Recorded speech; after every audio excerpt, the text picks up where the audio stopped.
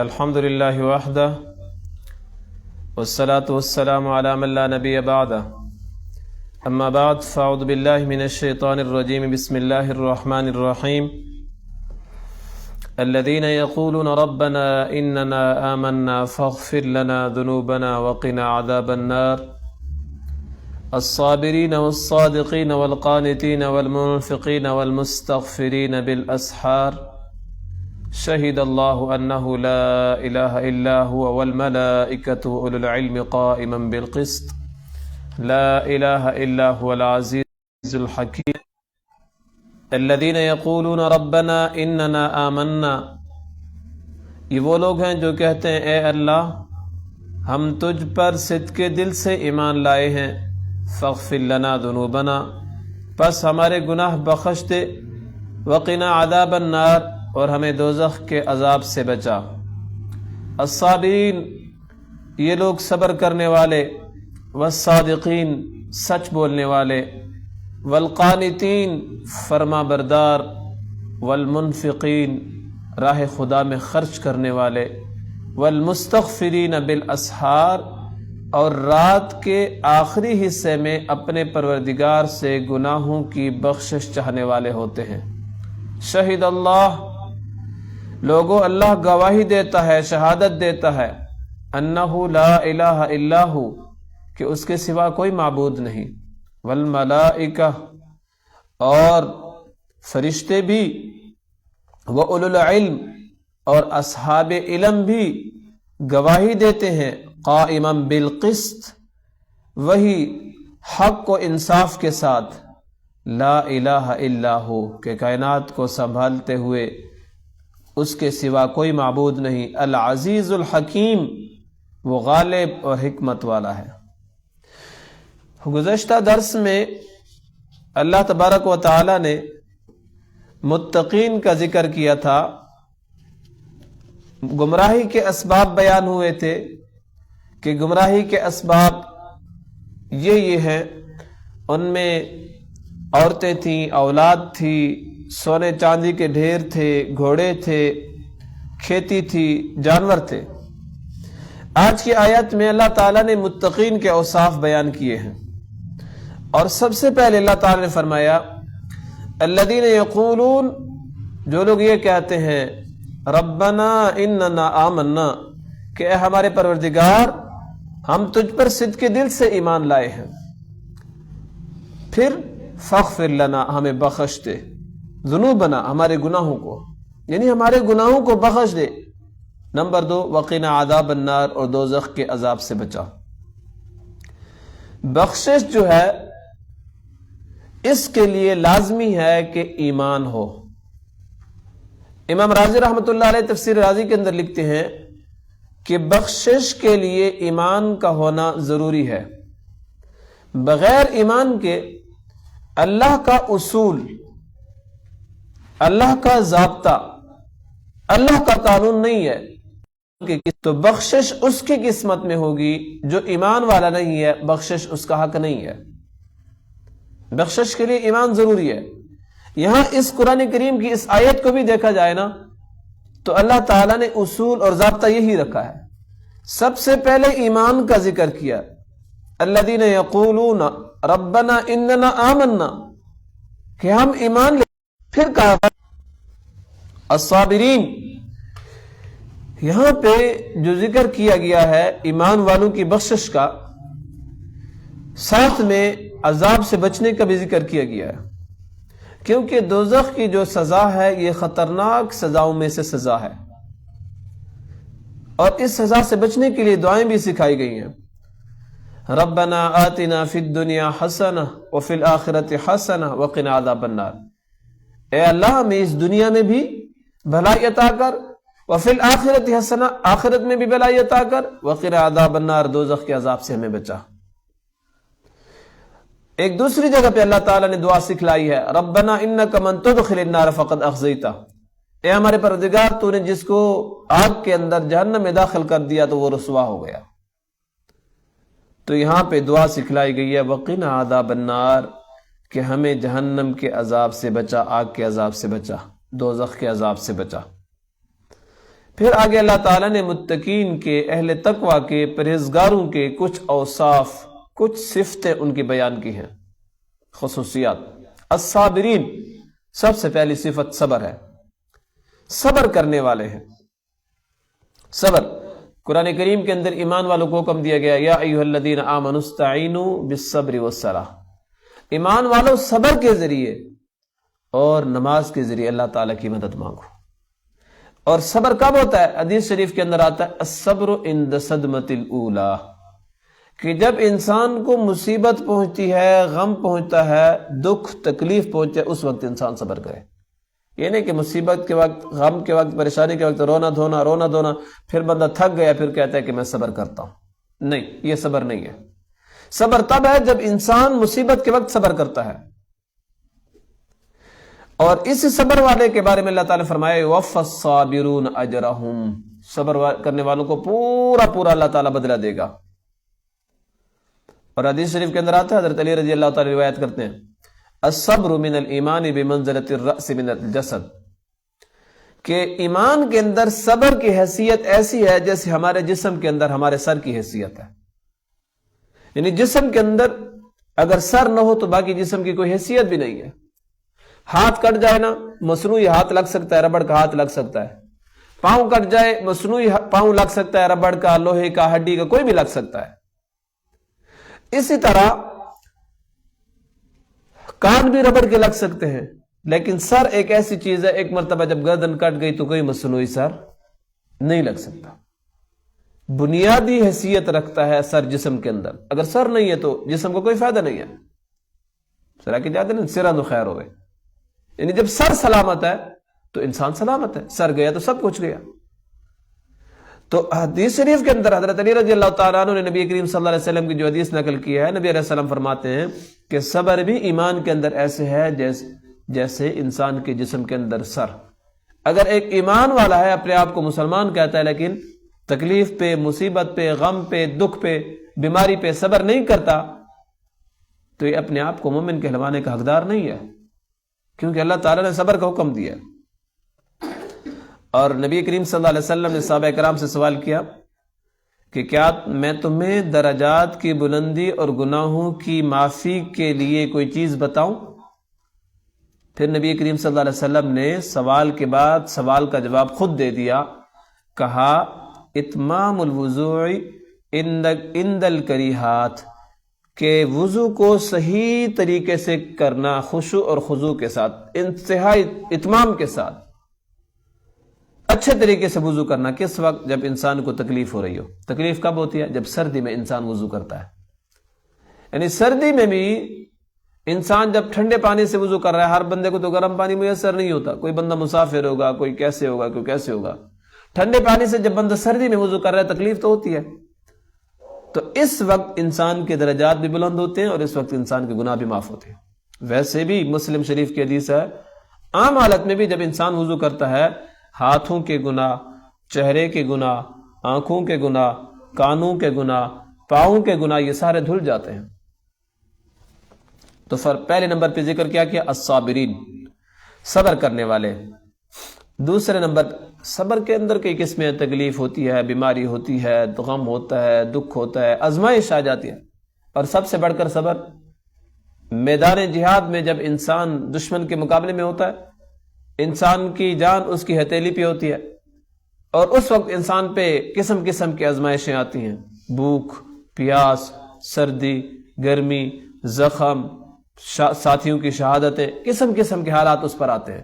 اس موقع پہ بھی صبر کیا جاتا ہے، اس موقع پہ بھی، اور یہ سب سے بڑھ کر صبر ہوتا ہے، اعلیٰ ترین مثال ہوتی ہے صبر کی۔ جتنی بھی تکلیفیں ہیں، جتنی بھی عبادات ہیں، ان کے اندر یہاں پہ تکالیف سب سے بڑھ کر آتی ہے۔ ہم مدرسہ چلائیں، ہم تبلیغ کریں، ہم بہت سے کام کریں گے، مخالفت کرتے ہیں لوگ، مخالفت کریں گے، تبلیغ کی بھی مخالفت ہوگی، مدرسے کی مخالفت ہوگی، تصوف کی مخالفت ہوگی، سیاست کی مخالفت ہوگی، لیکن دین کا یہ واحد وہ کام ہے جس وقت انسان اس کام کے لیے نکلتا ہے تو اس کی جان اس کی ہتھیلی پہ ہوتی ہے، بس وہ یہ سوچ کر نکلتا ہے کہ کسی وقت بھی مجھ پر موت آ سکتی ہے۔ لیکن ایک مجاہد کا عقیدہ اور نظریہ اور سوچ یہ ہوتی ہے کہ جتنے تک میری موت اللہ تعالیٰ کی ہاں تقدیر میں لکھی ہوئی نہیں ہے، اتنے تک مجھے کوئی موت نہیں دے سکتا، اور جب اس کا وقت پورا ہو چکا ہے پھر اسے کوئی بچا بھی نہیں سکتا، کوئی نہیں بچا سکتا۔ تو یہ مختلف چیزیں ہوتی ہیں جن پہ انسان صبر کرتا ہے۔ تو جب صبر کر لے انسان تو اللہ تعالیٰ کے ہاں یوفی الصابرون اجرہم بغیر حساب، اللہ تعالیٰ بہت زیادہ ان کو اجر دے گا بغیر حساب کے۔ دوسرے نمبر پہ جو متقین کی صفت ہے والصادقین، سچ بولنے والے، راست باز، جو ہر صورت میں سچ بولتے ہیں۔ قرآن کریم سورۃ توبہ کے اندر اللہ تعالیٰ فرماتے ہیں اتقوا اللہ وکونوا مع الصادقین، اللہ سے ڈرو اور سچے لوگوں کے ساتھ ہو جاؤ، اللہ سے ڈرو۔ سورۃ مائدہ کے اندر اللہ تعالیٰ فرماتے ہیں قیامت کے دن کے بارے میں ھذا یوم ینفع الصادقین صدقہم، یہ وہ دن ہے جو سچے لوگوں کا ان کا سچ جو ہے وہ فائدہ دے گا۔ سورۃ احزاب کے اندر اللہ تعالیٰ فرماتے ہیں لیسأل الصادقین عن صدقہم، سچے لوگوں کے سچ کے بارے میں سوال کیا جائے گا۔ سورۃ عنکبوت کے اندر اللہ تعالیٰ فرماتے ہیں فَلَيَعْلَمُنَّ اللَّهُ الَّذِينَ صَدَقُوا، اللہ تعالیٰ دیکھتے ہیں کون لوگ ہیں جو سچ بولنے والے ہیں۔ تو ہمیشہ سچ جو ہے یہ انسان کو نجات دیتا ہے، اور سچ کا جو الٹ ہے جھوٹ، یہ انسان کو غلط راستے پہ لے جاتا ہے اور اس کے ذریعے انسان گمراہ ہو جاتا ہے، اور ایک جھوٹ کے پیچھے انسان کو کئی جھوٹ بننے پڑتے ہیں۔ تیسری صفت والقانتین، اطاعت گزار، اطاعت گزار۔ سورۃ احزاب کے اندر بھی ان کی صفات بیان کی گئی ہیں، والقانتین والقانتات، مرد بھی اور عورتیں بھی، اجر عظیم کا وعدہ کیا گیا ان لوگوں کے ساتھ۔ اطاعت گزار بندہ جو ہے وہ ہر چیز کو اللہ تعالیٰ کا حکم سمجھ لیتا ہے، تھوڑا مل رہا ہے، زیادہ مل رہا ہے، بیماری ہے، صحت ہے، جو کچھ بھی ہے وہ اللہ تعالیٰ کی طرف سے اس کو سمجھتا ہے۔ تو اس لیے اللہ تعالیٰ نے وعدے کبھی بڑے اجر و ثواب کا وعدہ فرمایا۔ نمبر 4 والمنفقین، اللہ کی راہ میں خرچ کرنے والے، والمنفقین، اللہ کی راہ میں خرچ کرنے والے۔ یہودی لوگ جو تھے نا، ان کے بارے میں اللہ تعالیٰ نے فرمایا وَجَمَعَ فَأَوْعَاهُ، یہ لوگ اکٹھا کیا کرتے تھے، کنجوسی کیا کرتے تھے، خرچ نہیں کرتے تھے، جبکہ مومن کی صفت منفقین۔ اور قرآن کریم کی بالکل سورۃ بقرہ کے ابتدا میں اللہ تعالیٰ نے جو ایمان والوں کی صفت بیان کی ہے تو اللہ تعالیٰ نے کیا فرمایا الذین یؤمنون بالغیب ویقیمون الصلاۃ ومما رزقناہم ینفقون، کہ جو غیب پر ایمان لاتے ہیں، نماز پڑھتے ہیں، ادا کرتے ہیں، اور جو رزق ہم نے ان کو دیا اس میں سے خرچ کرتے ہیں۔ یہ کس کی صفت ہے؟ ھدی للمتقین، متقی لوگوں کی صفت ہے۔ تو متقی لوگ اللہ تعالیٰ کی راہ میں مال خرچ کرتے ہیں، وہ سمجھتے ہیں کہ میں اللہ کی راہ میں خرچ کروں گا تو اللہ تعالیٰ مجھے 10 گنا زیادہ دے گا۔ اور جو بندے کنجوس ہوتے ہیں وہ یہ سمجھتے ہیں کہ میں خرچ کروں گا تو میری رقم تھوڑی ہوگی۔ خرچ کرنے کے ساتھ رقم تب تھوڑی ہوتی ہے جب بندہ فضول کاموں پہ خرچ کرتا ہے۔ ہمارے یہاں آپ نے دیکھا ہوگا فضول کاموں پہ خرچ دھڑا دھڑ خرچ ہو رہا ہوتا ہے، کہیں پہ میچ ہوگا، کہیں پہ کبڈی ہوگی، کہیں پہ میلہ ہوگا، شغل ہوگا، لوگ خرچ کر رہے ہوں گے اور کئی ہزار خرچ کر رہے ہوں گے۔ جب باری آئے گی مسجد کی، جب باری آئے گی مدرسہ کی، جب باری آئے گی اللہ کی راہ میں لگانے کی، پھر ہمیں غربت بھی یاد آ جاتی ہے، پھر ہمیں مہنگائی بھی یاد آ جاتی ہے، پھر ہمیں گھر کا خرچہ بھی یاد آ جاتا ہے۔ لیکن ایسے فضول کاموں پہ ہمارا خرچ ہو رہا ہوتا ہے۔ میں نے جو اپنا ذاتی تجربہ کیا ہے، 3 چیزیں ایسی ہیں کہ جن کو استعمال کرنے سے، صحیح استعمال کرنے سے اللہ تعالیٰ ان تینوں چیزوں کے اندر اضافہ کرتے ہیں۔ نمبر 1 رزق، رقم، پیسہ اللہ کی راہ میں خرچ کیا جائے تو اللہ تعالیٰ اس کے اندر اضافہ کرتے ہیں۔ 10 گنا اللہ تعالیٰ نے وعدہ کیا اس دنیا میں، آخرت میں تو کہیں ہوگا، کم از کم 10 گنا۔ نمبر 2 علم، علم کو بندہ جتنا استعمال کرتا ہے اتنا اللہ تعالیٰ اس کو زیادہ دیتا ہے۔ استعمال کب ہوگا؟ جب بندہ واعظ و نصیحت کرے گا، اس دین کو آگے پھیلائے گا۔ جب آگے پھیلائے گا تو اس کے اندر ہوگی، مطالعہ کرتا جائے گا، گہرائی سے علم کے اندر اضافہ ہوتا جائے گا۔ 2 چیزیں ہو گئی، پیسے، نمبر 2 علم، تیسری چیز جو ہے وہ ہے عقل۔ انسان کا جو عقل ہے، انسان کو جو ذہن ہے، اس استعمال کیا ختم ہو گیا، کھانا استعمال کیا ختم ہو گیا، جو چیز بھی استعمال کرتے جاتے ہیں۔ دیکھا ہے کہ کوئی حافظ ہو، کوئی عالم ہو، علم کی وجہ سے اس کا عقل کم ہوا ہو، بلکہ میں نے تو تجربہ کیا ہے، جو طالب علم مدرسہ پڑھتے ہیں اور سکول پڑھتے ہیں، سکول میں کلاس میں وہ ٹاپر ہوتے ہیں، وہ ہمیشہ سکول کے اندر فرسٹ آتے ہیں۔ جو قرآن پڑھ رہے ہوتے ہیں اور ادھر سکول پڑھ رہے ہوتے ہیں، وہ باقی طالب علموں سے تکڑے اور قابل ہوتے ہیں سکول کے اندر۔ ان کا ذہن استعمال ہو رہا ہوتا ہے، صحیح استعمال ہو رہا ہے۔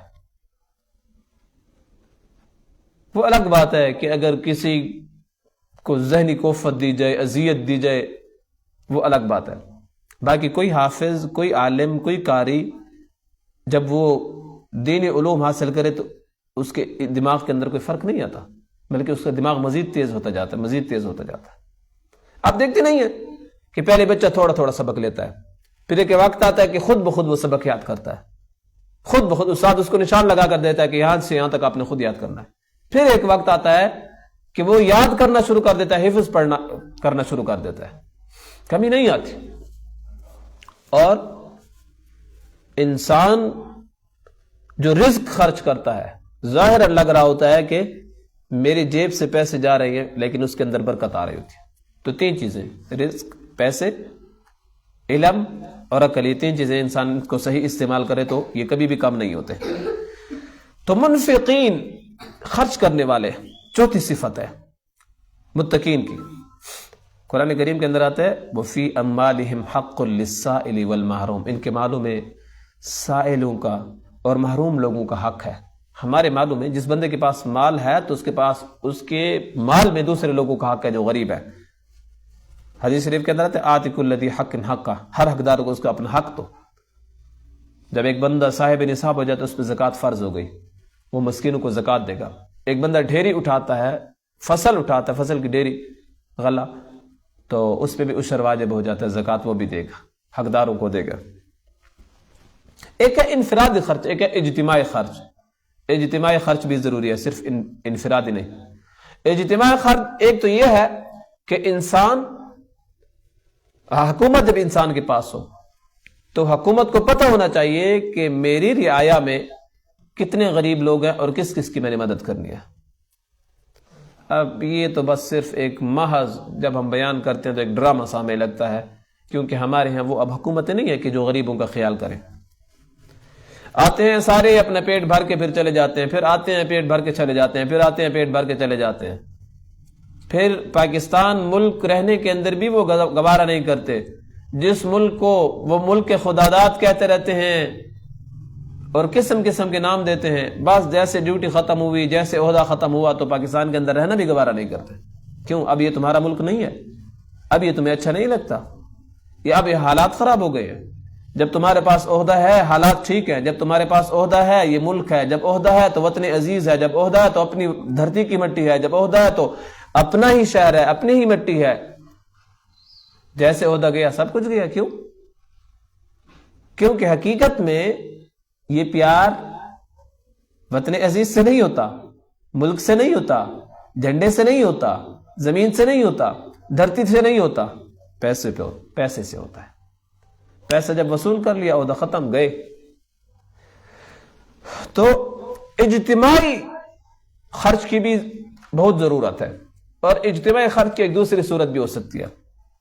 جیسے بعض لوگ ادارے بنا لیتے ہیں، فلاحی ادارے، جس میں یتیموں پر خرچ کیا جاتا ہے، مسکینوں پر خرچ کیا جاتا ہے، بیواؤں پر خرچ کیا جاتا ہے، وہ خرچ کرتے ہیں۔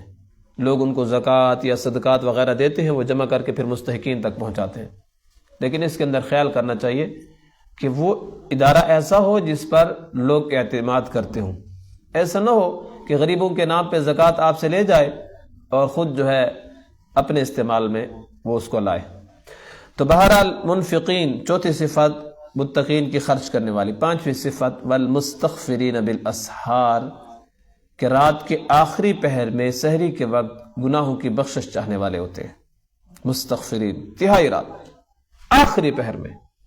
اللہ اکبر، یہ جو مزہ ہوتا ہے نا، ایک لطف، ساری نمازوں کا مزہ اپنی جگہ پہ، لیکن اس نماز کا مزہ ایک الگ سا ہوتا ہے۔ انسان کو ایک الگ سی مٹھاس محسوس ہوتی ہے، اگر سے وہی کیفیت ہماری نہیں ہو سکتی جو صحابہ کرام کی ہوتی تھی، نماز کے تہجد کے وقت جو ہوتی تھی، ہم وہ کیفیت نہیں لا سکتے، لیکن اس نماز کی کیفیت ایک عجیب سے ہوتی ہے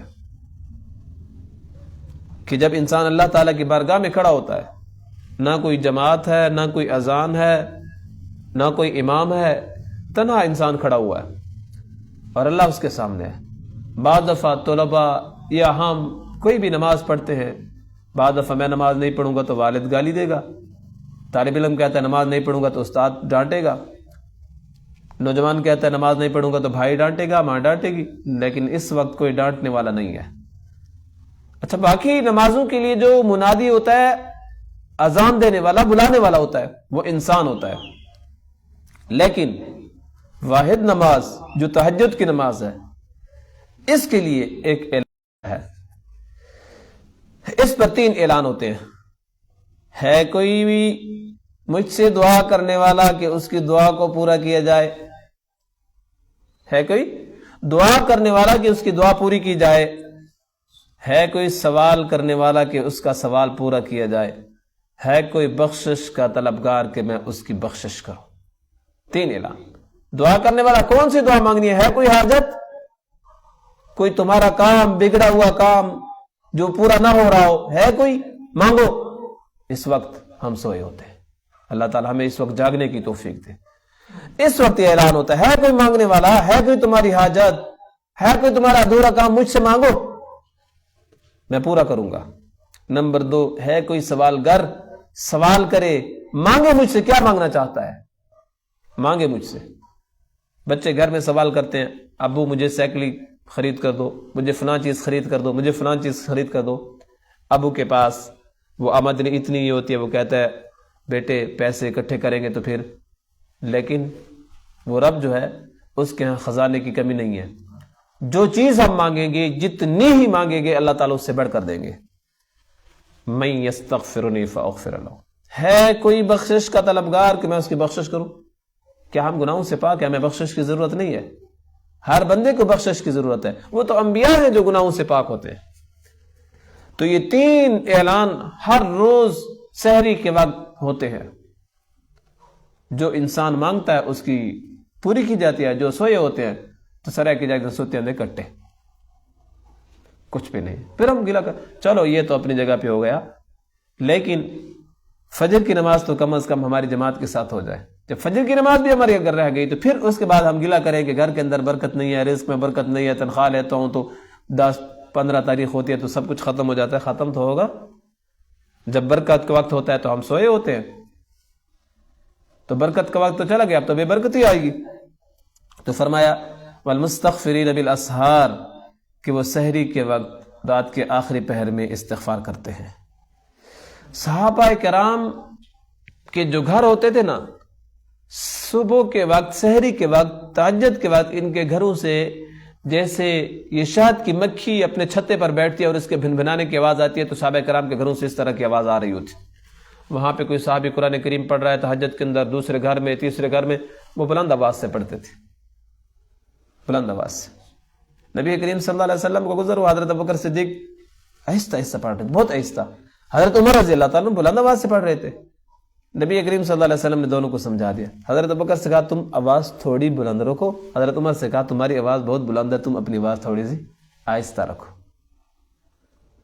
تو بلند آواز تہجد کے اندر بلند آواز سے بھی پڑھا جا سکتا ہے، جیسے ہم فجر کی نماز میں پڑھتے ہیں، شام کی نماز میں، عشاء کی نماز میں، نماز جمعہ میں بلند آواز سے تلاوت کی جا سکتی ہے، لیکن ساتھ میں سونے والوں کا خیال کرنا چاہیے۔ ایسا نہ ہو کہ لوگ سوئے ہوئے ہیں اور ہم بلند آواز سے شروع ہو جائیں، ان کی نیند خراب کریں، نہیں۔ اور پھر جب آپ نماز تہجد کے لیے یا جو بھی نماز ہو، نفل نماز ہو، آپ نماز پڑھ رہے ہیں اور آپ کے سامنے کوئی آس پاس کوئی سویا ہوا ہے، دل کے اندر یہ خیال نہیں کرنا چاہیے کہ یہ تو سوئے ہوئے ہیں، میں عبادت کر رہا ہوں، نہیں، بلکہ شکر کرنا چاہیے کہ اللہ تعالیٰ نے اس وقت مجھے توفیق دی ہے۔ بطور مزہ ایک بات سنا دیتا ہوں، ایک بندہ رات کے بعد تہجد کے لیے اٹھا اور دعا مانگ رہا ہے، یا اللہ یہ ایسا وقت ہے کہ سارے لوگ سوئے ہوئے ہیں اور میں تیری بارگاہ میں جاگ رہا ہوں اور تجھ سے دعا مانگ رہا ہوں، میری دعا کو قبول کر۔ ساتھ میں چرپائی پر جو سونے والا بندہ تھا نا، اس نے کہا اوے اپنی دعا مانگ، ہمارے کے لیے اللہ تعالیٰ کو کیوں کر رہا ہے؟ کہ یہ سارے سوئے ہوئے ہیں اور میں اکیلا جاگ رہا ہوں. ہمارے گلے تو نہ کرنا، اپنی دعا مانگ اللہ تعالیٰ سے. ہمارے گلے کیوں کر رہا اللہ تعالیٰ سے کہ یہ سوئے ہوئے ہیں؟ تو اس لیے انسان کو عبادت جو بھی آپ کو ملے اس پہ فخر نہیں کرنا چاہیے، یا یہ نہیں سوچنا چاہیے کہ یہ لوگ نہیں کر رہے. اس پہ ایک بہت بڑے بزرگ کا واقعہ ہے. بہت بڑے بزرگ، بہت بڑے عالم تھے، غالباً حضرت عبداللہ اندلسی رحمہ اللہ تھے. وہ ایک جگہ پہ گئے، نماز کا وقت ہوا، اذان دینے کے لیے کھڑے ہوئے. اب علماء کے یہ استاد تھے، ہزاروں علماء ان کے شاگرد تھے. اذان دینے کے لیے یوں اونچی جگہ پہ کھڑے ہوئے نا، تو ان کے آس پاس عیسائیوں کے گھر تھے. دل کے اندر تھوڑا سا فخر پیدا ہوا کہ ہم نماز پڑھ رہے ہیں اور یہ لوگ عیسائی ہیں، یہ شرک کر رہے ہیں. تو اللہ تعالیٰ نے اس کا بہت بڑا امتحان لیا. پھر لمبا واقعہ پھر انشاءاللہ کبھی سناؤں گا. اللہ تعالیٰ نے امتحان ایسا لیا کہ اتنے بڑے درجے سے اللہ تعالیٰ نے اس کو گرا دیا. اس کی نظر ایک عیسائی لڑکی پہ پڑی اور اس پہ عاشق ہو گیا اور ان کی ساری شرطیں ماننے کے لیے تیار ہو گیا. انہوں نے شرط رکھی تھی کہ آپ ہمارے سور خنزیر یہ بھی چراؤ گے اور اتنے سال ہماری نوکری کرو گے تب ہم آپ کو رشتہ دیں گے. تو اس نے حامی بھر لی کہ میں سب کچھ کرنے کے لیے تیار ہوں. اب ہزاروں علماء کا استاد، وہ اب جس لاٹھی کے ساتھ وہ کیا کرتا تھا، خطبہ دیتا تھا جمعے کا، اب اس لاٹھی کے ساتھ وہ خنزیر چرا رہا ہے. سارے شاگرد حیران، رونے لگے کیا ہوگا. بہرحال یہ پھر تفصیلاً میں آپ کو سناؤں گا. تو یہاں پہ میرا مقصد یہ تھا کہ آپ تہجد کی نماز پڑھتے ہیں، قرآن کریم کی تلاوت کرتے ہیں، نوافل پڑھ رہے ہیں، فرض نماز پڑھ رہے ہیں. اگر آپ کے آس پاس کوئی بندہ ایسا ہے جو ان چیزوں سے محروم ہے تو دل کے اندر کبھی یہ مت لانا کہ میں اس سے بڑے درجے والا ہوں، میں اس سے بڑا ہوں، بلکہ شکر کریں کہ اللہ نے مجھے توفیق دی ہے. شکر کریں، فخر نہ کریں. نبی کریم صلی اللہ علیہ وسلم نے فرمایا انا سید ولد آدم ولا فخر، میں تمام آدم علیہ السلام کی اولاد کا سردار ہوں، ولا فخر، مجھے اس بات پر فخر نہیں ہے. فخر نہیں کرتے تھے نبی کریم صلی اللہ علیہ وسلم، شکر کرنا چاہیے. تو فرمایا والمستغفرین بالاسحار، رات کے آخری پہر میں گناہوں کی بخشش چاہنے والے ہوتے ہیں. شہید اللہ انہ لا الہ الا ہو، لوگوں اللہ گواہی دیتا ہے کہ اس کے سوا کوئی معبود نہیں. والملائکہ، اور فرشتے بھی یہ گواہی دیتے ہیں کہ اللہ کے سوا کوئی معبود نہیں. وہ اولو العلم، اور صاحب علم لوگ بھی اس بات کی گواہی دیتے ہیں. قائما بالقسط، حق و انصاف کے ساتھ کائنات کو سنبھالے ہوئے ہے. علماء کا کام بھی حق بات کو آگے پھیلانا ہے، نہ حق بات کو نہیں. علماء کا کام حق بات کو بتانا ہے، چھپانا نہیں. حق بات کو بتانا ہے. اور اب تو حالات ایسے آ گئے ہیں کہ اب تو ہماری زبانوں پہ تالے لگائے جا رہے ہیں کہ حق بات نہیں بیان کرنی، حق بات کو چھپانا ہے. کب تک چھپائیں گے؟ یہ قرآن یہ چھپانے کے لیے آیا ہے.